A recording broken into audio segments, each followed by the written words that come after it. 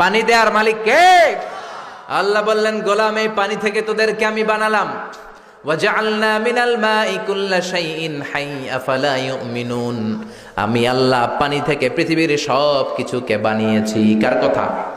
১৫০০ বছর আগে আল্লাহ কোরআনে জানালেন পৃথিবীতে যত প্রাণী আছে আল্লাহ বানালেন পানি থেকে। পানি নাই তো প্রাণ নাই, চাঁদে পানি নাই তো প্রাণ নাই, মঙ্গলে পানি নাই তো প্রাণ নাই, পৃথিবীতে পানি আছে, প্রাণও।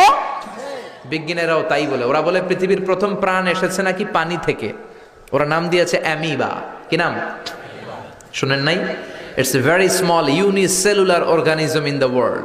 পৃথিবীর সবচেয়ে ছোট জীবাশ্ম কণা ওরা পেয়েছে। ওরা বলে এটা পানি থেকে এসেছে। তারপরে এসেছে জুপ্লাঙ্কটন, ফাইটোপ্লাঙ্কটন, ব্যাকটেরিয়া প্লাঙ্কটন, এভাবে বিভিন্ন স্পিসিসগুলো, সৃষ্টির প্রজাতিগুলো ডেভেলপ করেছে। ওরা স্বীকার করেছে মহাবিশ্বের সব প্রাণী এসেছে পানি থেকে। চিল্লা এখন ঠিক কিনা?